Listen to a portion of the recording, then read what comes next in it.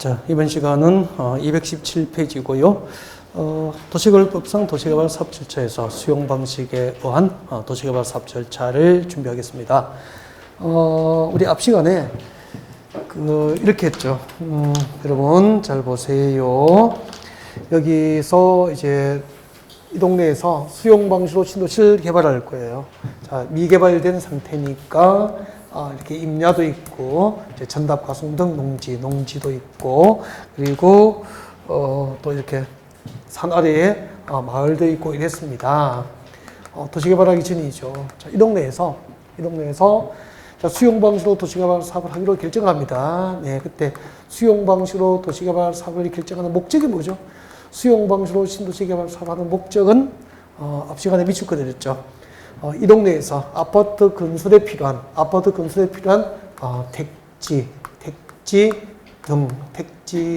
등의 집단적인 조성과 공급입니다. 택지 등의 집단적인 조성과 공급을 목적으로 하는 거죠. 이때는 이 동네 도시개발 사업을 수용 방식으로 결정하게 돼요. 아파트 건설에 필요한 택지 등의 집단적인 조성과 공급을 목적으로 하면은 수용 방식으로 도시개발 사업을 하게 되죠. 그러면은 이 동네에서 수용 방식으로 도시개발 사업을 하려면은 일단은 택지 조성에 필요한 여기에는 이제 임야나 농지에 대한 또 건축물에 대한 소유권과 그 소유권 외의 권리를 수용하고 보상을 끝내야 공사할 수 있는 거 맞죠. 그래서 수용 방식으로 신도시 개발 사업을 할 때는 제일 먼저 택지 조성에 필요한 토지 등을 수용하는 절차가 있게 돼요. 그럼 이제 택지 조성에 필요한 이 동네 농지, 임야, 건축물에 관한 소유권과 그 외의 권리를 강제 수용합니다. 하면은 이제 정당한 대가를 그에 상응하는 대가를 보상을 해야 되잖아요. 그 보상은 이제 현금 보상이 원칙이야. 현금으로 보상을 하는 게 원칙인데 일정한 요건에 해당하면은 도시개발 사업으로 새로 조성된 토지나 건축물로 상환할 것을 조건으로 하는 채권으로 보상금이 지급될 수도 있죠. 이를 토지 상환 채권이라고 합니다. 그래서 현금이나 채권 등으로 수용 보상을 해요. 보상이 끝나면은 이제 토지나 건축물 소유권 강제 수용했지, 보상했지. 보상금 받으면 원주민은 눌러 앉아야 됩니까? 이주합니까? 이주. 그래서 한마디로요. 수용 방식으로 신도시 개발 사업을 하면은 해당 지역의 원주민들은 전부 모든 재산을 강제 수용당하고 현금과 채권 등으로 보상금을 받고 다른 지역으로 이주를 해야 돼요. 원주민을 쫓아내는, 몰아내는 방식이 수용 방식이에요. 그러면은 여러분이 여기서 이제 여러분의 집과 가수원과 기타 농지, 전답 가수원을 강제 수용당하고 보상금을 받고 쫓겨나면은 여러분 좋아요? 좋지 않아요? 좋지 않죠. 왜요? 수용 보상금은 시가입니까? 감정가입니까? 감정 가격으로 보상금이 결정되니까. 시가보다 못한 현금과 채권으로 보상금을 받고 원주민이 전부 몰아내버리는 거죠. 그러니까 반대할 거 아니야. 그럼 그들을 달래기 위해서 일부 상가 입주권이나 집을 지을 수 있는, 상가를 지을 수 있는 환지를 주게 되는 거예요. 그러면은 원칙은 수용 방식인데 원주민을 달래기 위해서 일부 상가 입주권이나 아파트 입주권 그리고 새로 조성된 택지 등을 환지로 교부해 주니까 환지 방식의 일부 펄스가 되죠. 이게 무슨 방식이죠? 혼용 방식. 그래서 혼용 방식은 원주민 수용 방식에서 원주민의 반발을 무마하기 위해서 혼용 방식이 적용되는 경우도 있구나. 이게 현실적일 거예요. 자, 이렇게 해서 이제 도시개발 사업 공사에 들어가죠. 수용하고 보상 끝내고 공사한단 말이야. 공사 끝나면은 공사 완료가 되면은 중공사 신청하죠. 인가고시된 실시계획 들어서 틀림없이 신도시개발이 완료되면은 지정권자가 중공사를 하고 공지주로 공사 완료를 공고하게 되는 거예요. 그럼 여기서 공사 완료를 상상을 해봐. 여러분, 수용 방식으로 도시개발 사업을 하는 목적이 이 동네에서 아파트 건설에 필요한 택지 등을 집단지로 조성해서 공급하는 게 목적이었잖아요. 그러면은 수용 방식으로 공사 완료가 됐다는 것은 이 동네에 건축 완료입니까? 건축할 수 있는 택지 등 조성이 완료된 겁니까? 아파트를 지을 수 있는 택지 조성이 끝난 거예요. 이를 뭐라고 하죠? 조성 토지라고 하는 거야. 그래서 잘 들으세요. 도시개발 사업 전 토지를 법에서 뭐라고 하냐면은 종전의 토지라고 합니다. 따라합니다. 종전의 토지. 종전 토지가 뭐죠? 도시개발 사업 전 구역 내 토지를 말하는 거야. 사업전 토지를 뭐라고 하죠? 종전의 토지. 그 다음에 도시개발 사업으로 택지 등이 새로 조성되면은 그 택지 등으로 새로 조성된 토지를 조성토지라고 하는 거예요. 조성토지가 뭐죠? 택지 등으로 새로 조성된 토지를 말하는 거예요. 그래서 사업전 토지를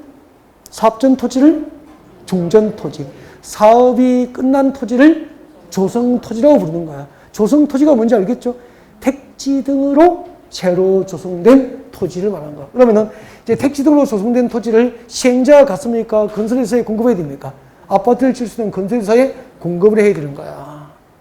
근데 전체 구역 면적의 일부는 미개발된 상태의 토지로 공급될 수 있어. 이것을 뭐라고 하죠? 원형지 공급. 원형지가 뭐죠? 원래의 모양을 그대로 유지하고 있는 땅. 개발된 땅입니까? 조성되지 않은 토지입니까? 택지 등으로 조성되지 않은 미개발된 상태의 토지를 원형지라고 하는 거야. 그래서 수용 방식으로 도시개발이 끝나면 건설회사에 공급되는 땅의 종류가 두 가지라. 택지 등으로 조성된 토지가 공급될 수도 있고 미개발된 원형지가 공급될 수도 있어. 그때 조성토지와 원형지를 공급받거나 사용할 자로부터 도시개발 사업 시행자가 그 대금의 전부나 일부를 미리 받을 수 있어. 이를 뭐라고 하죠? 선수금 수치라고 하는 거예요. 따라합니다. 선수금 수치. 선수금이니까 나중에 받는 겁니까? 미리 받는 겁니까? 미리 돈을 받는 거잖아. 그러니까 택지 등으로 조성되거나 원형지로 공급되는 토지를 공급받거나 사용할 자로부터 도시개발 사업 시행자가 그 대금 전부나 일부를 미리 받을 수 있단 말이야. 도시개발사로 조성된 토지를 공급받거나 사용할 자로부터 그 대금의 전부나 일부를 미리 받는 것을 뭐라고 하죠? 선수금 수치. 그럼 봐요. 선수금 수치, 원형지 공급, 토지 상환 채권의 발행 등은 환지 방식의 도시개발 사업 절차에 등장하는 개념입니까? 수용 방식입니까? 수용 방식의 도시개발 사업 절차에서 등장하는 개념이 되는 거예요. 그래서 대충 수용 방식은 언제 어떤 목적으로 수용 방식의 도시개발 사업이 이루어지는지, 그 과정이 어떻게 이루어지는지, 그 과정에서 어떤 용어들이 등장하는지 여러분에게 쭉 전달을 드린 거죠. 그럼 지금부터 우리가 시험을 쳐야 되니까 이대로는 안 되잖아. 그래서 법조문을 중요한 것 위주로 이제 낱낱이 하나씩 체크를 하면서 다시 설명드릴 거예요. 그래서 자, 수용 방식의 도시개발 사업 제일 먼저 토지 등의 수용, 택지 조성에 필요한 토지 등의 수용을 공부하도록 하겠습니다. 217페이지 봅니다. 217페이지 딱 중간에 보세요. 항상 페이지 딱 확인하고 몇 페이지라고 그랬어요? 217. 교재를 움직이면 안 돼요. 217페이지 딱 중간에 봐요. 수용 주체 줄 것이고 누구죠? 시행자 동그라미. 도시개발 사업 시행자는 도시개발 사업에 필요한 토지 등을 수용하고 사용할 수 있다고 했으니까 수용 방식의 도시개발 사업 절차에서 토지 수용 주체가 누구죠? 시행자가 되는 거야. 알겠죠? 단 수용시 동의가 나와 있어요. 수용시 동의는 민간 시행자 줄 거예요. 민간 사업 시행자 줄 거예요. 민간 사업 시행자가 토지를 수용하려면 동의 요건을 갖춰야 되는 거야. 수용을 위한 동의 요건을 필요합니다. 그래서 네 번째 줄 끝에 줄 거예요. 네 번째 줄 끝에 사업대상 줄 거죠. 사업대상 토지 면적 얼마? 3분 이상의 토지를 소유하고 토지 소유자 총수 2분의 1 이상의 동의를 받아야 한다. 누가? 민간 시행자가 토지를 수용할 때는. 여기가 이해가 됐습니까? 그 다음에 책자를 넘겨서 3번에 보인다. 3번에 218페이지 제일 위에 양가로 3번. 공익사업을 위한 토지 등의 취득 및 보상에 관한 법률을 들어봤죠? 지난주에 배웠잖아. 이거 약칭해서 뭐라 그래? 공취법 제일 위에. 수용 방식의 도시개발 사업 절차에서 준용되는 법은 뭐죠? 공취법이라. 공취법을 준용하는데 특례가 허용돼. 그 특례가 동그라미 2번하고 3번이에요. 그래서 동그라미 2번, 3번을 묶어서 별표를 2개 하시고 지금 줄 거 드린 것을 설명을 다시 하려고요. 그래서 고개를 드시면 돼요. 지금 밑줄 거 드렸으니까 책에 있는 내용이니까 필기 안 해도 되죠. 설명드려야 됩니다. 책에는 그대로 줄 거 드린 거, 필기 대신에 줄 거 드린 거예요. 그래서 앞에 보시고요. 여러분,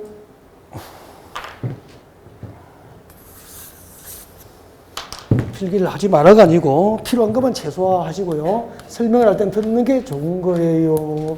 앞에 보시고요. 설명은 적는 게 아니고 듣는 거예요. 자, 보십시오. 자, 이 동네에서 토지를 수용할 수 있는 자, 수용 방식으로 도시개발 사업을 할 때 토지를 수용할 수 있는 자, 수용 주체가 누구죠? 도시개발 사업의 시행자. 금방 책에 딱 줄 거 들었잖아. 도시개발 사업 시행자야. 단, 도시개발 사업 시행자는 국가든 공공시행자가 사업 시행자로 지정받을 수 있고, 토지 소유자 조합과 같은 민간도 지정받으면 사업을 할 수 있게 되잖아. 그때 민간 시행자가 토지를 수용할 때는 요건이 필요한 거야. 사업 대상 토지 면적 얼마? 3분의 2 이상의 토지를 소유하고, 토지 소유자 총수 2분의 1 이상의 동의를 드린다. 그럼 봐요. 오늘 환지 방식으로 개발계획 수립 시 동의요건, 도시개발조합 설립할 때 동의요건, 맞잖아요. 민간 시행자가 토지를 수용할 때 토지 수용 요건 3개를 했는데 전부 면적되는 숫자가 3분이고 총수되는 2분의 1 맞죠? 그러니까 도시개발법에서 나온 거 나중에 문제 그렇게 외우는 거야. 그렇게 하나씩 외우는 게 아니고 공부를 좀 하다 보면 그렇게 되는 거야. 그리고 이거 외우는 게 본질입니까? 객까지로 오겠습니까? 객까지. 본질은 이쪽에. 그럼 10 이렇게 나온단 말이야. 지방자치단체. 지방자치단체는 민간입니까? 공공입니까? 공공. 지방자치단체가 토지를 수용할 때 수용 방식의 도시개발 사업 절차에서 지방자치단체 시행자가 토지를 수용할 때는 사업 대상 토지 면적 3분의 2 이상의 토지를 소유하고 토지 소유자 총수 2분의 1 이상의 동의를 얻어야 한다. O 묻겠습니까? X. 요즘 시험 문제 그렇게 나오지. 이걸 외우겠는지 물어보는 문제는 거의 많이 없다는 거죠. 많이 없어요. 이런 걸 좀 뽑아서 아니었으면 좋겠고, 숫자. 알겠죠? 숫자는 외우지 않는 걸 하지 뭐. 근데 하다가 보니까 제대로 알게 된 것만 기억해도 충분하다는 겁니다. 공부는 숫자에 있는 것에 부담을 느끼면 공부 좌표를 설정을 잘못한 거야. 그 다음에 그냥 외우지 말라고 합니다, 저는. 얼마나 숫자 이런 걸 좋아하든지 오죽하면 외우지 말라고 할까. 자, 그 다음에 두 번째. 토지 수용에는 무슨 법을 준용하죠? 공칙법. 대한민국에서 토지를 수용할 때 토지 수용 요건과 보상 절차를 규정하고 있는 법이 공칙법이니까 이걸 준용하죠. 지난주에 제가 필기를 해드린 거야. 지난주에 필기해드렸습니다. 자, 저 눈을 보시고, 눈 보세요. 이 법에 의해서 토지를 수용하기 위한 요건, 첫 번째 뭐죠? 공익사업일 것. 지금 공익사업일 것 대답 못하신 분은 일어서서 뒤로 돌아서 나가세요. 라고 하면 안 되겠죠? 그러고 싶어요, 진짜. 공부 그렇게 하면 안 돼.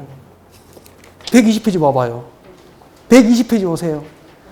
120페이지 오시면은 저 위에 필기가 있어요, 없어요? 120페이지 필기했죠? 120페이지 필기하라고 했거든. 거기 보면은 토지 수용 주체는 사업 시행자라고 돼 있죠?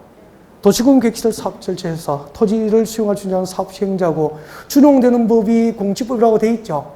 공직법상 토지 수용 요건 1번 공익사업에 해당할 것, 2번 국토교통부 장로부터 공익사업에 대한 사업 인정 고시가 있을 것. 맞습니까? 그럼 대한민국에서 토지를 수용하려면 토지 수용을 필요로 하는 사업이 공익사업에 해당한다고 국토교통부부터 공익사업에 대한 사업 인정 고시가 있어야 된다 이 말입니다. 공익사업 인정받고 토지 수용했죠. 근데 보상금 지급에 대해서 협의가 안 되면은 법원에 재판 신청한다고 했습니까?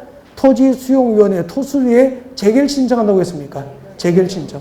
그때 재결 신청은 공익사업에 대한 사업 인정 고시로부터 몇 년 내에 해야 되죠? 1년 이내라고 필기 다 해드렸죠. 거기 드시죠? 그러면 이제 다시 와요.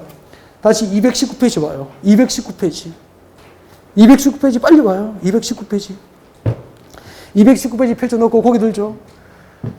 그럼 도시개발 사업 시행자가 토지를 수용할 때도 공직법을 준용한다 이 말이야. 이 법을 준용하니까 토지 수용을 필요로 하는 사업이 무슨 사업에 해당해야 됩니까?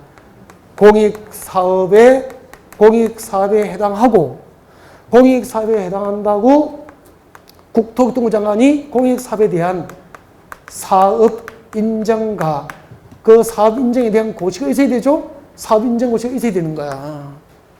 그런데 도시개발 사업 시행자가 토지를 수용할 때는 이 법을 준용하지만 이대로 하지 않고 특별히 예외를 인정해 주는 거야. 어떤 특례가 허용될까? 그 특례를 지금부터 하는 거예요. 자, 교재 보세요, 이제. 교재 218페이지. 저 위에 동그라미 2번 한번 보세요. 동그라미 2번 찾으셨나요? 218페이지 맨 위에 동그라미 2번 사업인정 의제라고 되어 있죠? 네, 거기 읽어볼게요. 공익사업을 위한 토지 등의 지정 및 보호에 관한 법률을 준용할 때 지금도 미칠 거예요. 수용 또는 사용의 대상이 될 토지의 세부 목록을 고시한 경우까지 줄 거예요. 수용과 사용의 대상이 될 토지 등의 세부 목록을 고시하면은 손 떼세요. 토지 등의 세부 목록을 고시한 경우까지 미칠 것이었죠. 네, 그 다음 손 떼시고. 자, 이 경우에는 공직법상 다음 줄 것죠. 국토교통장로부터 공익사업에 대한 줄 것죠. 사업 인정 및 그 고시가 있은 것으로 본다. 잠깐만요. 이런 뜻이에요. 잠깐만. 여기요. 이 동네에서 택지를 조성하기 위해서 수용해야 될 토지와 건축물에 뭘 작성하라고요? 세부 수용 대상이 될 토지 등의 토지와 건축물 등의 토지 등의 세부 목록을 목록표 몇 번지 누구 건축물이 수용 대상이고 건축물 소유권이 수용 대상이고 건축물이 있는 토지의 지상권이 수용 대상이고 그리고 그 건축물 소유자의 농지에 대한 소유권과 임야에 대한 소유권이 수용 대상이라고 몇 번지 토지 소유권이 수용 대상인지 몇 번지 강업권이 수용 대상인지 몇 번지 농지가 수용 대상인지 수용 대상이 될 토지와 건축물의 세부 목록표를 쭉 작성하는 거야. 그 세부 목록을 작성해서 그것을 대외적으로 뭐하라고? 고시. 고시는 공적으로 관보나 공부에 계좌에 알리는 거 맞죠? 이렇게 수용 대상이 될 토지 등의 세부 목록표를 만들어서 고시하면은 이것을 세부 목록 고시한 것을 공직법상 토지 수용 요건인 국토교통부터 공익사업에 대한 사업 인정과 그 고시가 있은 것으로 의제한다, 본다, 간주해준다 이 말이야. 그러면은 도시개발 사업 시행자 토지 수용하려면은 국토교통부터 공익사업 인정을 직접 받아야 됩니까? 안 받아도 됩니까? 안 받아도 수용 대상이 될 토지 등의 세부 목록을 만들어 고시하면은 공익사업 인정을 받은 것으로 법적으로 간주해 주는 거야. 그러면 수용 방식의 도시개발 사업 절차에서 도시개발 사업 시행자 토지를 수용하려면은 국토교통부터 공익사업 인정을 받아야 한다. O 믿겠습니까? X. 공익사업 인정 받아야 됩니까? 토지 등의 세부 목록 고시하면 됩니까? 토지 등의 세부 목록 고시하면은 공익사업 인정을 받은 것으로 인정하여서 토지 수용권을 행사할 수 있도록 해주는 거예요. 그래서 이걸 안 외우면 안 돼. 이런 거. 이런 거 뭐 이해가 안 되면 외우기를 해야 돼. 수용 방식의 도시개발 사업 절차에서는 토지 등의 세부 목록 고시를 사업 인정 고시로 본다. 이걸 못 외우면은 자격증이 안 나온다고 생각하시면 돼요. 그러면 이 자격증 받으러 와가지고 이거 안 외우면은 자격증을 안 받겠다는 거야. 그렇게 간주하시려고 꼭 외우셔야 돼, 이런 거는. 이렇게 강조를 드려도 안 외우시면은 무둔하시는 거예요. 외우셔야 돼요. 네. 동그라미 3번 재결 신청 기간 봐요. 근데 재결 신청은 공익사업 인정받고 1년 안에 하는 게 원칙이죠. 근데 도시개발 사업 절차에서 수용 보상금 지급에 대한 협의가 안 됐을 때 재결 신청은 두 번째 줄 끝에 줄 거예요. 언제까지 하면 되죠? 도시개발 사업 시행기간 종료일까지. 도시개발 사업 시행기간 종료일까지니까 도시개발 사업 시행기간이 3년이면은 3년 내내 재결 신청이 가능한 거야. 도시개발 사업 시행기간이 5년이면은 5년 내내 할 수 있는 거야. 공익사업 인정받고 1년 이내에 해야 된다는 원칙에 대한 특례가 허용되는 거 맞죠? 네. 그 다음에 이제 다 했어요. 보기 들어보세요. 그러면은 수용 방식의 도시개발 사업 절차에서 택지 조성에 필요한 토지 등을 수용하는 것에 대해서 이제 공부를 한 거예요. 수용하면은 거기서 끝납니까? 보상금 지급해야 됩니까? 보상금. 사전 현금 보상의 원칙인데 채권으로 보상할 수 있죠. 그때 발행하는 채권의 이름이 뭐죠? 토지, 상환, 채권. 그럼 잠깐 여기 봐요.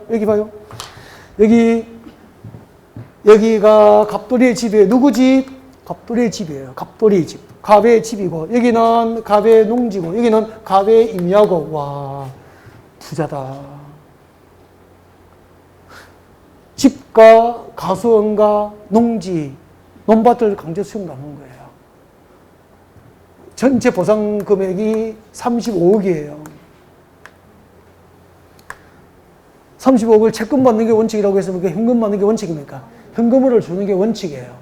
단 토지 소유자가 원하는 경우로서 매수대금 일부 지급을 위해서 필요하면은 지정권자의 승인을 받고 시행자가 채권으로 대금을 지급하는 거야. 그럼 갑은 네, 20억을 현금으로 받았어.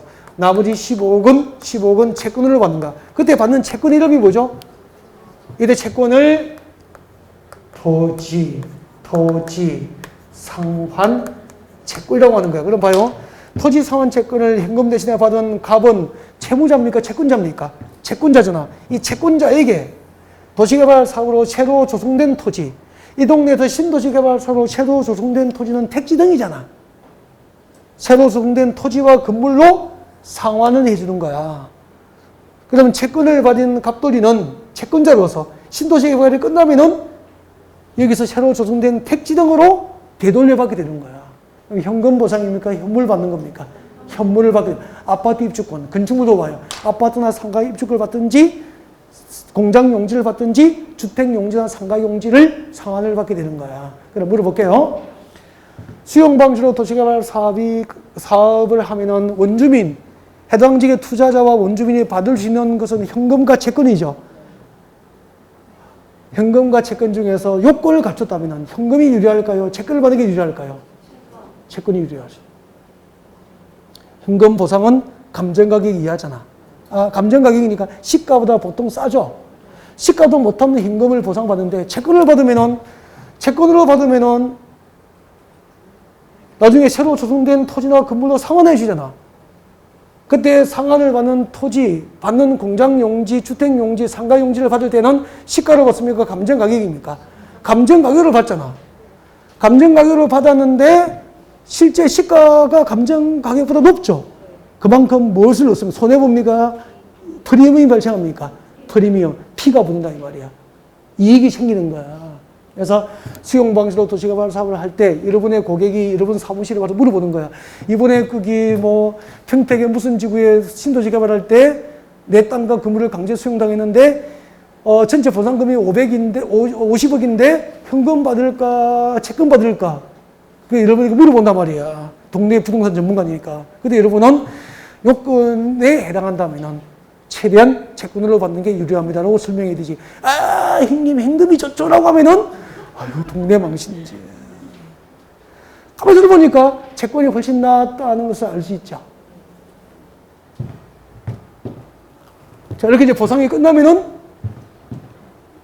토지상환 채권을 시험 쳐야 되니까 밑줄 꺼드릴게요. 이 문제 이제 218페이지 2번 토지상환 채권의 발행 암기할 거 줄 꺼드릴게요. 빨리 줄 거야 돼. 자, 시행자는 동그라미예요. 시행자는 동그라미 빨리빨리 하세요. 시행자는 동그라미 하셨습니까? 발행자가 돼, 발행자. 시행자는 줄 거요. 토지 소유자가 원하면 밑줄 긋고 동그라미 1번. 못 따르면 버리고 갈 거예요. 토지 소유자가 원하면 밑줄 긋고 동그라미 1번. 그 다음에 토지 등의 매수대금의 전부 지급입니까? 일부 지급입니까? 일부 지급. 동그라미 2번. 이 두 개가 발행 요건이라. 그러면 토지 소유자가 원하더라도 매수대금 일부 지급을 목적으로 발행하기 때문에 전부를 채권으로 발행할 수 있어? 없어? 없어요. 토지 소유자가 원하는 경우로서 매수대금 일부 지급을 목적으로, 일부 동그라미에 거기 전부 하면 틀려버리는 거야. 이 두 개가 토지 상환 채권의 발행 요건, 시험에 그렇게 나와요. 토지 소유자가 원하는 경우로서 토지 등 매수대금 일부 지급을 목적으로 도시개발 사업으로 조성된 토지나 건축물로 상환할 수 있는 채권을 발행할 수 있다. 그때 발행한 채권 이름이 뭐라고요? 토지 상환 채권. 그 다음에 지급 보증 줄 거요. 민간 시행자 밑줄 거요. 민간 시행자 밑줄 끄고 고개 들어봐요. 잠깐만요. 누가 발행해요? 시행자 발행하잖아. 시행자 발행하면 끝납니까? 갚아야 됩니까? 채권자에게 도시개발이 끝나면 새로 조성된 토지나 건물로 상환해서 갚아야 되잖아. 그죠? 근데 민간 시행자는 믿어요? 못 믿어요? 못 믿죠. 발행을 안 하고 부도낼 수도 있잖아. 그래서 민간 시행자는 못 믿으니까 원주민을 보호하기 위해서 금융기관이나 보험회사로부터 지급 보증을 조건으로 민간 시행자는 발행할 수 있는 거야. 채권자 보호를 위해서. 알겠죠? 그래서 지급 보증은 공공시행자입니까? 민간 시행자에 하나입니까? 민간 시행자에 하나요. 지급 보증을 조건으로 토지 상환 채권을 발행하게 한다 이 말이에요.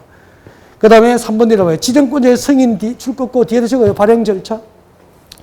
지정권자가 도시개발 사업 시행자가 토지 상환 채권을 발행할 때는 발행 계획을 작성하고 누구에게 승인받죠? 지정권자의 승인을 받아야 한다. 이게 발행 절차야.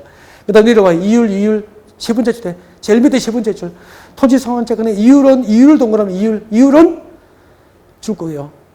발행 당시 은행의 예금금리나 부동산 수급 손해를 고려해서 누가 정하죠? 발행자가 정한다. 발행자가 정한다. 동그라미 밑줄 쭉 끊었고 이런 거 다 외우면 되지 뭐. 그 다음에 토지상환채권은 김용식 증권입니다. 줄 끊었고요. 그 다음에 오른쪽으로 오세요. 219페이지. 219페이지 제일 위에 동그라미 1번 대항 요건에서 토지상환채권을 이전하는 경우 뭐 하는 경우? 이전 동그라미 이전 방법. 토지상환채권의 명의를 이전하는 방법이야 이게. 토지상환채권의 명의를 이전할 때는 줄 거요. 취득자는 새로 취득하는 자는 줄 거요. 그 취득자의 생물과 주소를 토지상환채권에 기재하여 줄 것을 요청하여야 하고 그럼 틀려요. 토지상환채권이 아니고 토지상환채권 원부 동그라미. 새로 취득한 자의 생물과 주소를 토지상환채권 원부에 기재해 줄 것을 요청하는 방법으로 명의이전이 이루어지는 게 이게 명의이전 방법이야. 그럼 시험 이렇게 나온단 말이야. 토지상환채권의 명의를 이전할 때는 새로 취득한 자의 생물과 주소를 토지상환채권에 기재해 줄 것을 요청해야 한다. 옮겠습니까? X. 채권에 요청합니까? 원부입니까? 원부에 취득하는 자의 생물과 주소가 기재가 되어야 명의이전이 이루어지는 거야. 나머지는 읽으면 돼요. 시험 나올 거 없어요. 넘겨요. 그 다음에 선수금 아까 설명했죠? 선수금 동그라미 지정권자의 승인 2번 내려와요. 지정권자의 승인 줄 것이고 선수금 수치 절차야. 선수금 수치는 시행자가 선수금을 받을 때는 지정권자로부터 사전에 승인을 받아야 된다는 뜻이에요. 그 다음에 그때 선수금 수치 요건이 있어. 선수금 수치 요건이 박스에 있어. 그래서 박스 앞에 적어요. 그 박스 앞에다가 선수금 수치 요건이야. 선수금 수치 요건.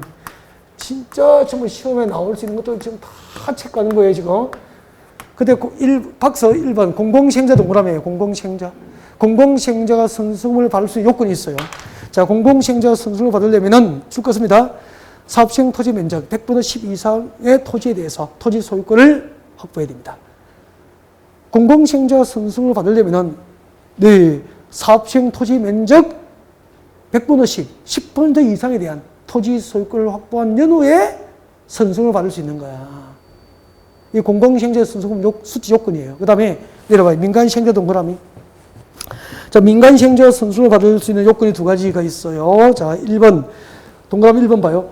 줄 것죠? 공급할애는 토지에 대한 소유권은 확보하고 줄 것죠? 해당 토지에 대한 저당권은 말소해야 돼. 소유권 확보하고 저당권을 말소한 다음에 선수금을 받을 수 있고 그 다음에 동그라미 2번 와요. 동그라미 2번 건너편에 있어요. 221페이지 빨리 221페이지 저 위에 동그라미 2번 줄 것죠? 공급하되는 토지에 대한 도시개발사 공사 진척률이 최소 10% 이상, 100분의 10 이상 공사가 진척된 경우만 선수금을 받을 수 있게 됩니다. 알겠죠? 잠깐만요. 아까 수용 방식으로 도시개발이 끝났을 때 공급되는 토지의 종류가 두 가지죠. 택지 등으로 새로 조성된 조성 토지가 공급될 수도 있고 전체 구역 면적 3분의 1 범위 내에서 개발되지 아니한 상태의 토지가 공급될 수도 있죠. 이걸 뭐라 그래요? 원행지 공급. 그때 조성 토지와 원행지를 공급받거나 사용할 자로부터 지정권자의 승인을 받고 도시개발 사업시행자가 그 대금 전부나 일부를 미리 받을 수 있어. 이것을 뭐라고 하죠? 선수금 수치. 그때 선수금 수치 요건. 공공시행자가 선수금을 받으려면 사업시행 토지 면적 100분의 10 이상에 대한 토지 소유권을 확보한 다음에 받을 수 있다 이 말이라. 민간시행자가 선수금을 받으려면 공급하려는 토지에 대한 소유권을 확보하고 저당권을 말소하고 그리고 도시개발사 공사 진척률이 몇 % 이상 진행돼야 됩니까? 10% 이상 공사가 진행되어야 민간시행자 선수금을 받을 수 있는가. 그때 민간시행자 선수금을 받을 수 있는 공사 진척률을 정답으로 물어보는 공짜 문제도 나온 적이 있었어요. 그 다음에 원행지 공급과 개발대로입니다. 원행지 공급과 개발. 221페이지 저 밑에 큰 5번이에요. 찾으셨나요? 큰 5번에 원행지 공급과 개발. 그게 별표하시고요. 원행지 공급과 개발 별표하시고 거기 들죠? 자, 진도가 좀 이제 치고 나가니까 정신이 없죠? 네. 옛날에 있잖아요. 옛날에 공법에는 법이 8개였어요. 8개. 부동산 공법 8개 법률을, 여러분 선배님들은요, 공법 8개를 배웠어. 지금 토지공법 4개, 건물공법 2개, 6개를 배우잖아요. 여기에 농지법이, 여기에 산림법이 들어가 있어요. 산림법을 배웠어요. 그리고 개특법, 개발제한구역의 지정 및 관리에 관한 특별조치법을 배웠다고. 그렇게 해서 8개. 8개를 하면서 진도는 공법은 그때 공식적으로 공법은 12주입니다. 12주. 2달 동안에 12주죠. 그래서 1월마다 모든 학원의 공법 선생님이 나와서 보강을 했어요. 1월마다. 그러니까 옛날에 여러분 선배님들은 1월도 공법 때문에 학원에 나와야 돼. 12주 강의니까. 그러다가 15회 때 시험이 어려워서 난리가 났죠, 이제. 그래가지고 과목을 조정해 준 거야. 개특법하고 산림법을 공법에서 빼준 거야. 그래도 800페이지잖아. 저는 1000페이지가 돼서 1000페이지. 1000페이지 분량을 공부했어요, 공법. 공법 강사가 3D 업종이라고 해서. 공인중개사 과목을 강의하는 선생님 중에서 공법은 3D 업종. 공법 선생 안 하려고 그래요. 일요일도 쉬지 못하고 보강을 해야 되니까. 좀 보강을 해야 되는 거야. 그랬었다고. 시험 끝나고 나면 다 무슨 과목 때문에 떨어집니까? 1차부터 시험 2차에 떨어지면 공법이잖아. 그러니까 시험 끝나고 나면 욕을 다 먹는 거야. 그래서 공법 쓸 때 명이 짧아서 다 빨리 그만두고, 이제, 그 욕을 막, 먹어도 살아남는 방패력이 있는 사람, 저항성이 있는 사람만 살아남는 거죠.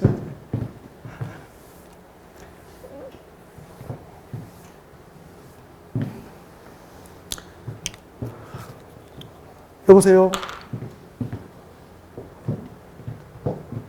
들어요?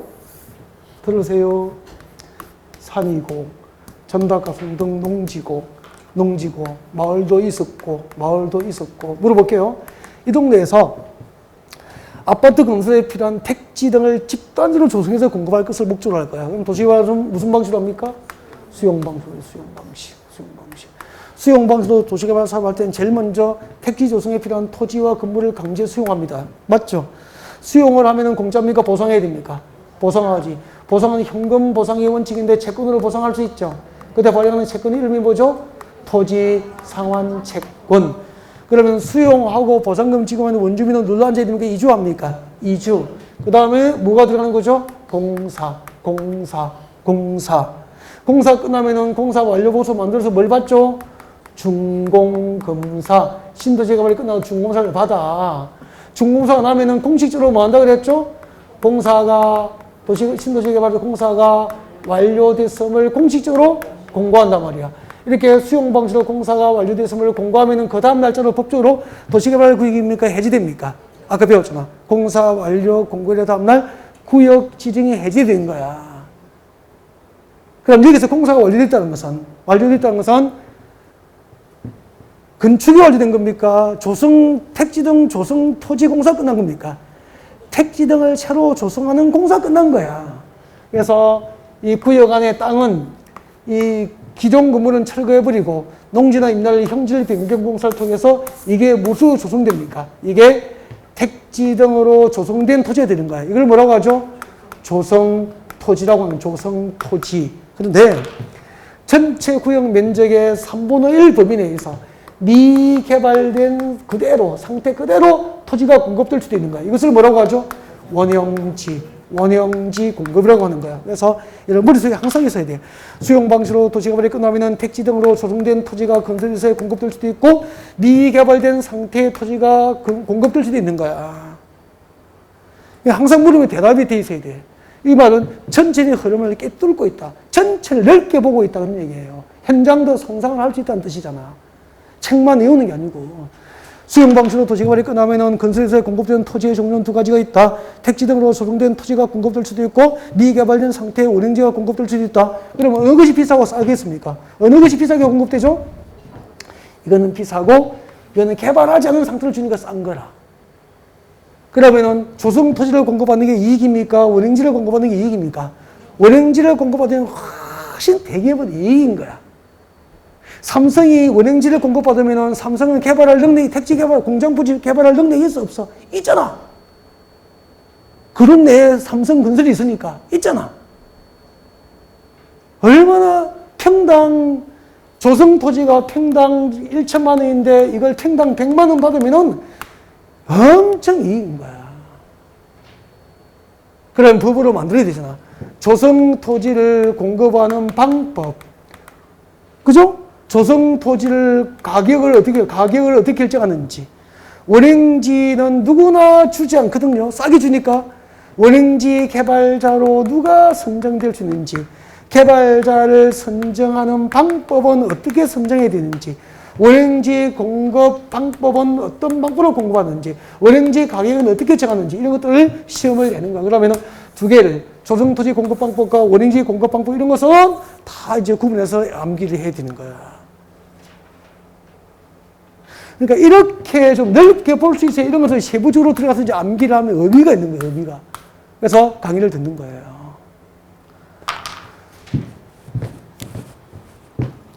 내려오세요. 221페이지 오세요. 221페이지 제일 밑에 원행지 공급 대상자 등 읽어보겠습니다. 시행자는 읽어볼게요.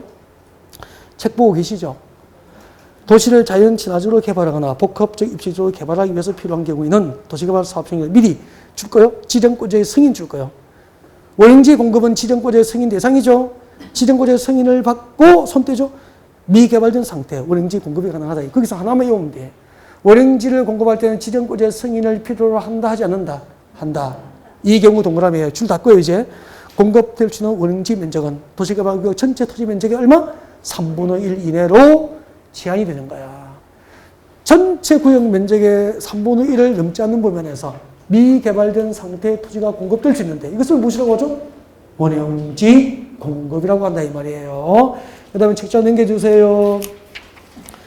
자, 그 다음에 이제 조금 어려운 것은 이제 3, 4, 5에 들어갑니다. 지금 들어가면 힘들어요. 그 다음에 오른쪽으로 옵니다. 223페이지 오세요. 223페이지 오세요. 223페이지 오셔서 9번 찾으셨나요?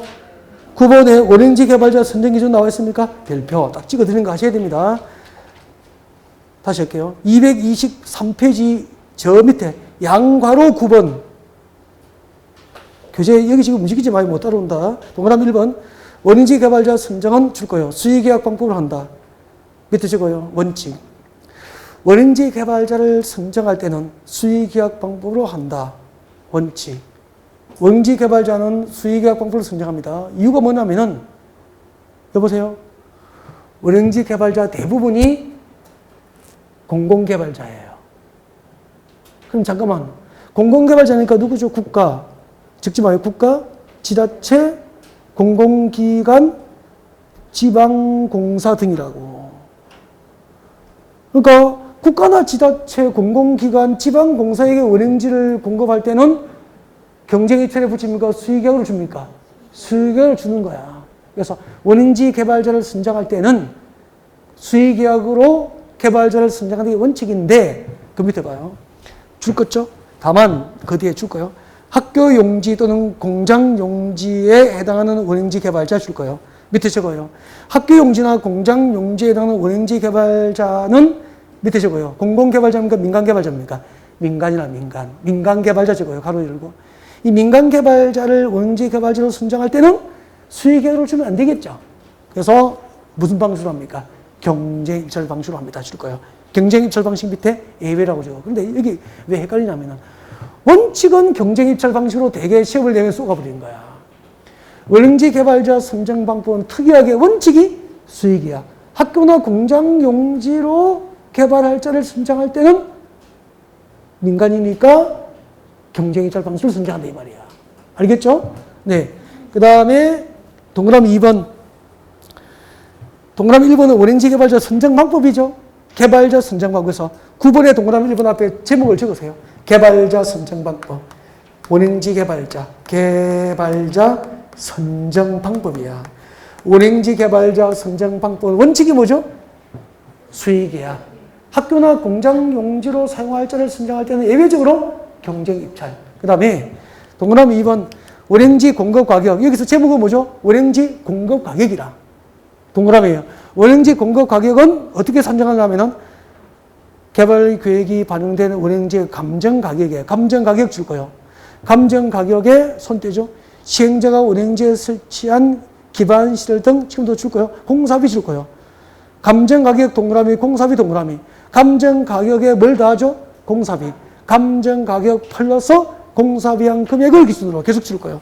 사업 시행자하고 운행지 개발자가 협의 결정합니다. 협의 결정. 협의 동그라미 결정들. 그래서 운행지 공급 가격은 이렇게 정합니다. 감정가격 플러스 공사비용 금액 기준으로 사업 시행자하고 운행지 개발자가 협의 결정한다. 그렇게 외워야 돼요. 암기하셔야 돼요, 이거. 그래서 동그라미 1번, 2번은 둘 다 암기라고 하실 거예요. 외워야 돼요, 이거. 암기하시고, 그 다음에 책잘 넘겨주세요. 책잘 넘겨서 6번에 조성토지 공급이 나와 있습니다. 조성토지 공급 나와 있습니까? 조성토지 공급, 운행지 공급입니까? 조성토지입니까? 조성토지 동그라미. 이때 조성토지가 뭐죠? 택지 등으로 새로 조성된 토지를 말하는 거야. 수용 방식으로 도시개발이 끝나고 택지 등으로 새로 조성된 토지를 공급하는 방법이에요. 공급하는 방법. 그때 택지 등으로 조성된 토지를 공급하는 1번에 보니까 공급 계획 나와 있죠. 이 부분이 개정됐어. 개정되는데 제가 길어서 불러줄 수가 없어. 그래서 나중에 요약집이 책 나오고 개정돼서 할 수 없단 말이야. 최근에 개정됐기 때문에. 그래서 요약집에 나중에 반영해서 나갈 거예요. 5월 달에. 그래서 앞에다가 개정됐음 적어놔요. 개정됨. 개정됨 했으니까 그대로 공부하시면 돼요? 안 돼요? 안 되고 요약집 나올 때까지 기다리시는 게 좋겠죠? 개정됨. 참고로 적어놓고 그 다음에 조성토지 공급 방법 2번의 별표예요. 자, 수용 방식으로 조성된 토지를 공급하는 방법은 동그라미 3번, 4번을 묶어서 별표하시면 돼. 3번, 4번 원칙. 자, 수용 방식으로 조성된 토지를 공급할 때는 원칙이 뭐죠? 경쟁 입찰 방법을 공부합니다. 경쟁 입찰 방법을 공부합니다. 그럼 잠깐만. 수도권에 신도시 개발 많이 해요? 안 해요? 곳곳에서 합니다. 곳곳에서. 곳곳이 아파트 위주로 개발되고 있는 거 많죠? 그 아파트 위주로 개발되는 곳은 대부분이 수용 방식이 많잖아, 그죠? 그럼 잠깐만요. 이 동네에서 수용 방식으로 신도시 개발 사업을 하면은 면적이 아까 330만 제곱미터 이상이면은 아파트만 지어야 됩니까? 복합적인 도시 기능이 가능해야 됩니까? 복합. 그러면은 주거, 상업, 업무, 유통, 오락, 위락 쭉 나가잖아, 이렇게. 교육. 이게 다 들어가야 되는 거야. 그러면 여기 이제 조성된 택지나 상가용지 뭐 등을 공급할 때, 공장용지 등을 공급할 때는 금방 조성 토지를 공급할 때는 무슨 방법으로 공부하죠? 원칙이 뭐죠? 경쟁 입찰이라. 그러니까 경쟁 입찰이니까 누구나 입찰에 참여할 수 있죠. 그럼 적금 타가지고, 적금 타고 현금 5천만 원 딱 들면은, 현금을 딱 1억을 들면은, 현금을 5천만 원 들면은, 이런 것에 입찰에 참여해야 되지. 위치가 좋은 도시개발국이라면은, 수용 방식으로 도시개발을 하면은, 여기서 조성된 택지나 상가 용지 등은 경쟁 입찰 방법으로 공급하잖아. 입찰에 참여해서 상가 용지, 여기 이제 다 수용 방식이니까 대부분 공장 용지입니까? 주택 용지입니까? 아파트잖아. 아파트 용지, 주택 용지가 공급해. 이것은 건설회사가 받을 거 아니에요. 그럼 건너편에 상가 용지 입찰하겠죠? 이런 것이 이제 입찰에 참여해야 되지. 근데 재수없이 사거리, 아파트, 대규모 아파트 단지 건너편에 사거리 코너에 여기 입찰에 참여, 여기 당첨된 거야. 재수없이. 그러면 프리미엄이 붙어, 안 붙어? 붙죠. 그럼 계약금 걸어, 말어? 걸어야죠. 계약금을 거는 순간, 딱 입주권을, 분양권을 딱 갖는 순간, 그죠? 돈 냄새를 맡은 투자자들이 그 분양금 파라고 덤비잖아. 웃돈, 프리미엄 5천만 원 준다고. 7천만 원 준다고. 8천만 원 준다고. 이렇게 이런 거예요. 이런 것에 내 손님을 이런 것에 보내주고, 당첨되고, 그 고객이 부자가 되고, 이런 내 고객이 늘어날 때, 여러분의 사업은 점점 탄탄대로를 달리지 않을까. 공부 잘하면은 연봉이 높습니다. 열심히 하셔야 돼요. 이 치열한 부동산 시장에서 살아남는 방법, 전문 지식으로 무장해라. 그러면은 살아남습니다. 공부 잘해야 돼요. 부동산도. 그래야 연봉이 높아요. 공부 못하면은 안 돼요. 그래서 수용 방식으로 택지 등이 조성되면은 조성토지 공급할 때 공급 방법은 경쟁입찰 방식으로 공급하는 게 원칙인데 특례 4번에 보세요. 4번에 무엇이 나와 있죠? 추천 방식으로 공급할 수 있는 대상이 몇 개 있죠? 3개. 암기해야 돼요. 줄까요? A번 국민주택 규모 이하의 주택 건설 용지. 국민주택 규모 밑에 적어요. 얼마? 주거주택 면적 85제곱미터 이하. 나중에 주택부에서 배운다고. 이게 원칙이야. 국민주택 규모는 주거주택 면적 기준 얼마라고요?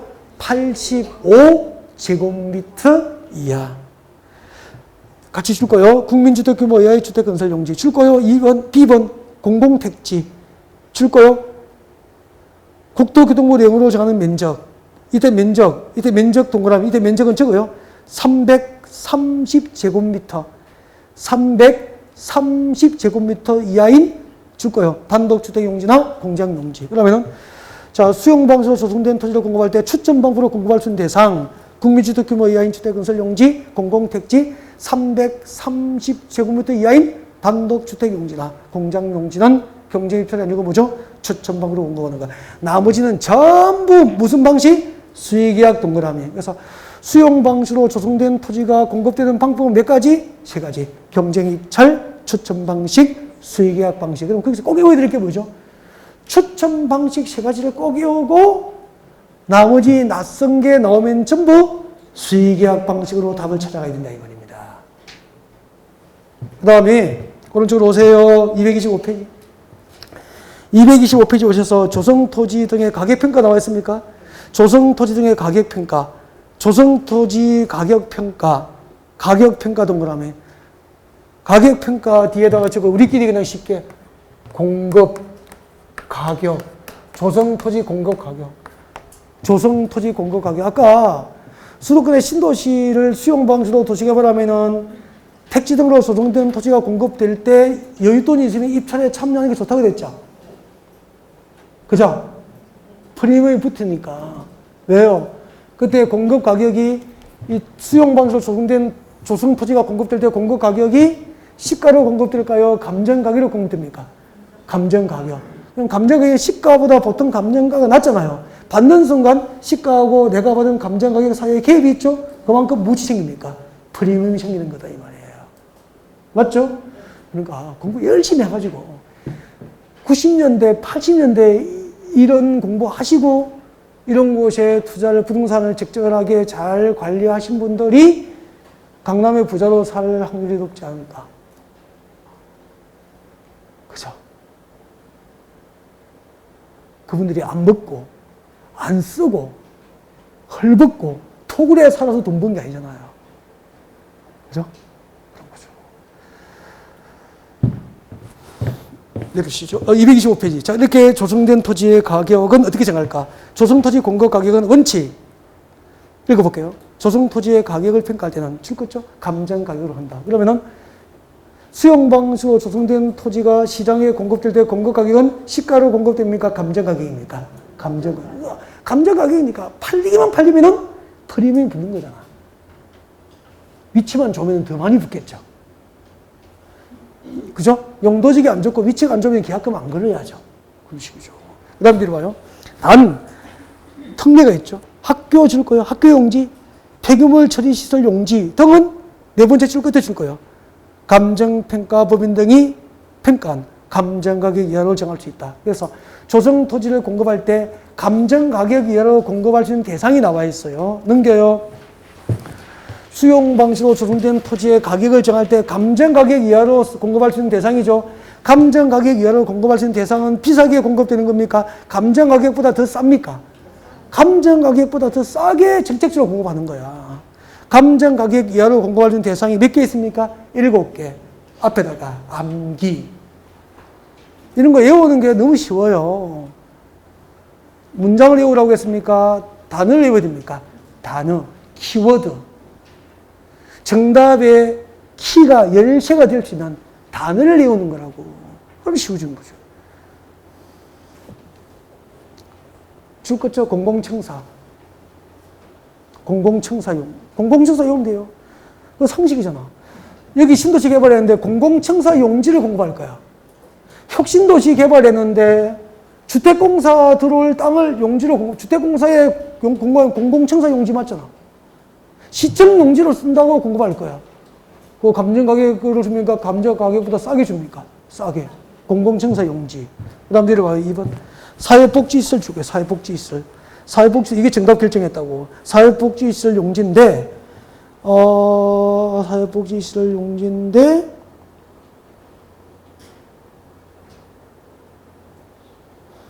세 번째 줄에 봐요. 2번에 사회복지시설 동그라미 하셨죠? 거기서 세 번째 줄에.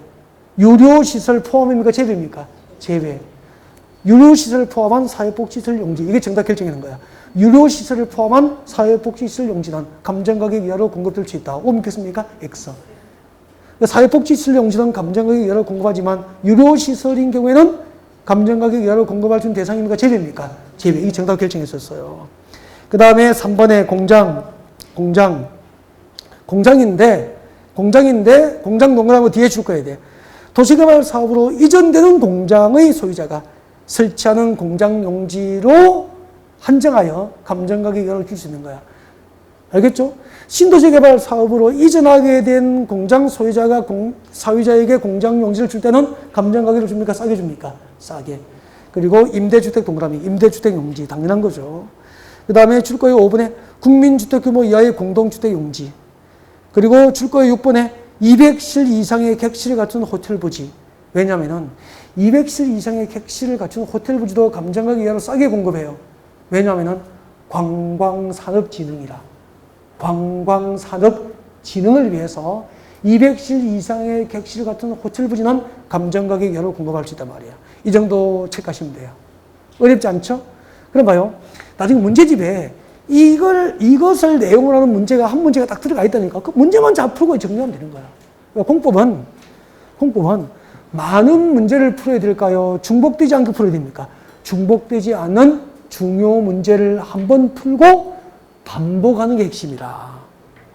그러니까 똑똑한 문제, 중복되지 않는 똑똑한 문제 300 내지 400 문제를 반복하는 게 공법 합격의 비법이에요. 공법은 딱 그래요. 공법이. 이 과목이 그래요. 다른 과목은 그러면 안 돼요. 다른 과목은 저는 몰라요. 개론 같은 거는 뭐 학문이니까 많은 문제를 푸는 게 좋다고 할 수 있는 거. 다 과목마다 있으니까. 공법은 그런 것 같아. 근데 문제집을 나중에 우리가 7, 8대 문제집을 풀어요. 한 권의 문제를 푼다니까. 한 권의 문제집을 풉니다. 한 권의 문제집을 풀면은 이제 예습하고 제가 이제 해설하죠. 수업 듣고 복습을 하고 넘어가 버리죠. 몇 번 푼 겁니까? 한 번 본 거죠, 한 번. 그리고 반복을 할까 안 할까? 한 80%가 안 할걸요. 이거 반복 안 해요. 더 좋은 문제를 찾아서 계속 떠나요. 계속 떠나서. 계속 다른 문제 풀고 다른 문제 풀고 막 이렇게 풀잖아, 많이. 그죠? 반복이 반복. 다 얘기 있는데. 시험 끝나고 한번 맞춰보면 얘기 다 있었는데. 그죠? 끊임없이 새로운 거에 자꾸 가잖아. 반복. 선수는 태어나는 거겠습니까? 연습에 들어갑니까? 연습. 연습은 한 번 하는 겁니까? 반복하는 겁니까? 반복. 그럼. 자, 여기까지가 수용 방식이에요. 처음부터 끝까지 수용 방식 딱 했잖아. 이제 도시개발법의 하이라이트. 뭐죠? 환지 방식을 좀 알아야 그래도 도시개발법 공부한 거잖아. 그래서 너무 재밌고요. 환지 방식을 공부하면 꼭 전문가가 되는 공부를 하는 느낌이 들거든. 잠시 쉬었다가 환지 방식 진행하겠습니다.